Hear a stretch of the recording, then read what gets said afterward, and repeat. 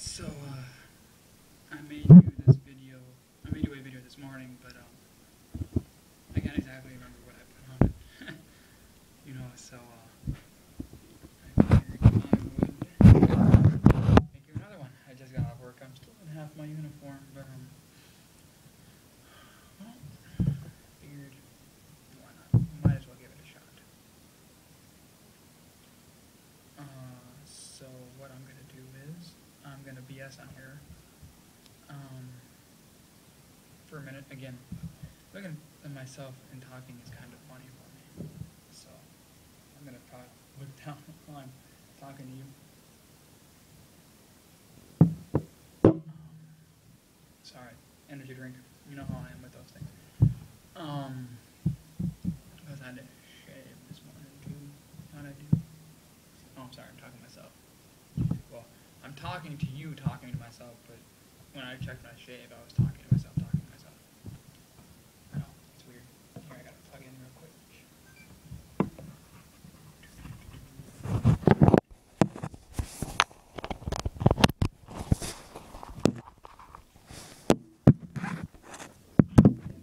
Alright. So, I told you this morning when I was texting you, it's like I said, I had to make a new video. I don't remember what I said in the last one. I was tired this morning, so I was crabby. God only knows what I said. When I'm tired, you know how I am. I can't remember a dang thing. So, I'm going to go on the poems real quick. Waste a little bit of time.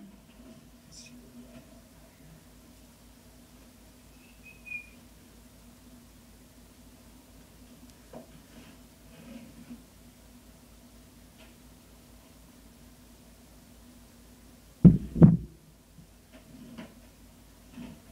Let's see.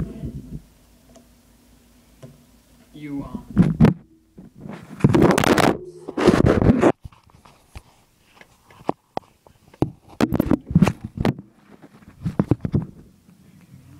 So I noticed it was ironic that you had or coincidental that you have a Shakespeare quote on your Facebook wall.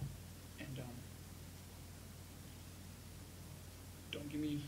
don't laugh and give me crap. You know how I am when it comes to reading. I love it. And actually, the funny thing is, because you're the better one in English, I would expect you to have this book. But I have here the complete works of William Shakespeare. It's got most of his work, I think. I don't know. I can't have all of it, but maybe it does. Anyway, I found a part of a poem in here on page towards the end.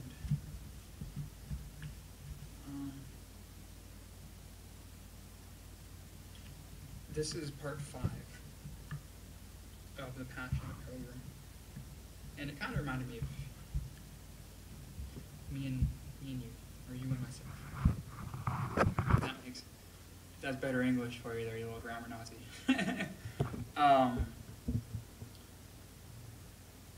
I'll read this to you, and I'll read you the poem, and then I'm going to tell you some stuff that's been going on with myself, kind of let you in on my life. You want us to be together, and I believe that that's something that you want. So I'll give you a little input. It'll let you in on my life a little more. Granted, I know I open up to you a little bit better than you do to me, and I want you to take your time. So I'm going to let you in a little bit, kind of let you know why I am the way that I am. A little deeper into why I am the way that I am, and then we will go from there. I think I found some jokes I thought you might like. They were Dr. Seuss titles that never made it. So if you can bear with me laughing while I read them to you, I think we will do good. Alright, so here's the poem. Part 5 of The Passion of Pilgrim. Get something to drink. Alright. So it says, live with me and be my love, and we will all the pleasures prove that hills and valleys, dales and fields, and all the craggy mountains yield. There will we sit upon the rocks and see the shepherds feed their flocks, by shallow rivers, by whose falls melodious birds sing madrigals. There will I make thee a bed of roses with 1,000 fragrant posies, a cap of flowers and a kirtle, embroidered all with leaves of myrtle, a belt of straw and ivy buds with coral clasps and amber studs. And if these pleasures may thee move, then live with me and be my love. And then this says love's answer. If that the world and love were young, and truth in every shepherd's tongue, these pretty pleasures might me move to live with thee and be thy love. I'm going to read you the next one, and then I'm going to explain to you why I read these to you. This is called The Phoenix and the Turtle. I think you know why I chose this one. Let the bird of loudest lay on the sole Arabian tree, herald sad and trumpet be, to whose sound chaste wings obey. But thou shrieking harbinger, foul procurer of the fiend, augur of the fever's end, to this troop come thou not near. From this session interdict every fowl of tyrant wing, save the eagle feathered cane, keep the obisque so strict. Let the priest in surplice white, let the defunctive music can, be the death divining swan, bless the requiem, black is right. And thou treble-dated crow, that thy sable gender maketh, with the breath thou givest and takest, mongst our mourners shalt thou go. Here the anthem doth commence, love and constancy is dead. Phoenix and the turtle fled in a mutual flame from hence. So they loved as love in twain, had the essence but in one. Two distinct division none, number there and love was slain. I'm sorry, I got a text message from my LPO from the flute team. I'll answer that when I'm done with the video. Excuse me. Hearts remote yet not asunder, distance and no space was seen, twixt the turtle and his queen, but in them it were a wonder. So between them love did shine, that the turtle saw his right. Flaming in the phoenix sight, either was the other's mine.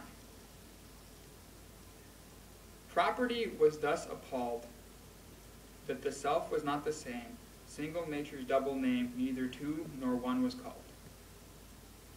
Reason in itself confounded, saw division grow together, to themselves yet either neither, simple were so well compounded. That it cried, how true a twain, seemeth this concordant one, love hath reason, reason none, if what parts can so remain. Whereupon it made this threeing, to the phoenix and the dove, co-supremes and stars of, I can't read that word, as chorus to their tragic scene. Beauty, trust, truth, and rarity, grace and all simplicity, here enclosed in cinders lie. Death is now the phoenix nest, and the turtle's loyal breast to eternity doth rest. Leaving no posterity, 'twas not their infirmity, it was chastity. Truth may seem but cannot be, beauty brag but 'tis not she. Truth and beauty buried be. To this urn let those repair that are either true or fair, for these dead birds sigh a prayer. Alright, I have with that. So the reason.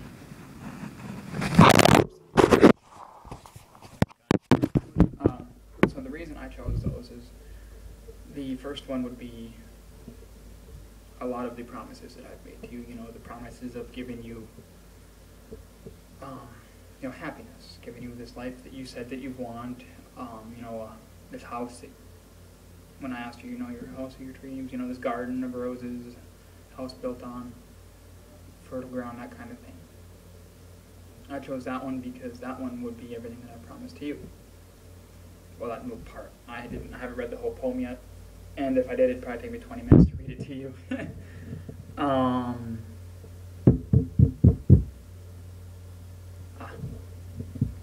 the other poem.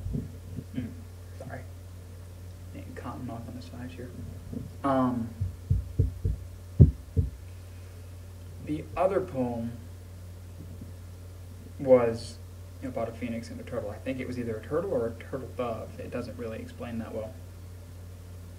The reason I chose it, I'm sorry, I still got an itchy nose. I don't know what the heck's going on. Again, the Tabasco, I think. Gotta quit eating that crap. But,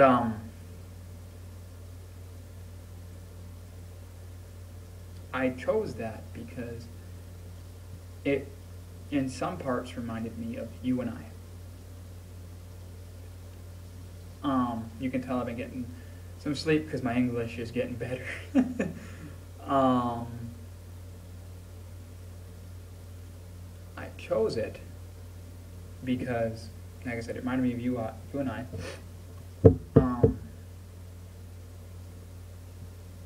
You being the phoenix and myself being the turtle. And the reason I say that is because you have the phoenix is a symbol of fire, like fiery passion, you know, eternal, like an eternal flame. And the turtle, you know, myself, maybe this is weird, I don't know, I find symbolism in a lot of things. You know, I find symbolism in a lot of things. And like I said, I'm the turtle, which would support, which, you know, symbolizes strength, protection, safety, you know, all that masculine stuff, kind of, yeah. It's there, you know what I'm saying? I lost my train of thought. I'm sorry, man, my nose really itches. I don't know why, it might be sinuses. But, I chose that. And the reason I would define you as being the phoenix is because you have, the phoenix in definition is beauty. It's passion, you know, fiery passion, beauty. And that is a definition of who you are to me. You know, I see that passion that you have, I see that beauty, and another reason why I picked the phoenix is because when you think of the phoenix, it's I don't know how to say this without coming off weird, like coming across, so just kind of bear with me. I don't mean anything by this. I know that when I talk to you about this kind of stuff, you kind of draw back, and I know it's because you know you have your insecurities and stuff, but I want you to understand that I don't mean it like this because, you know, it's me.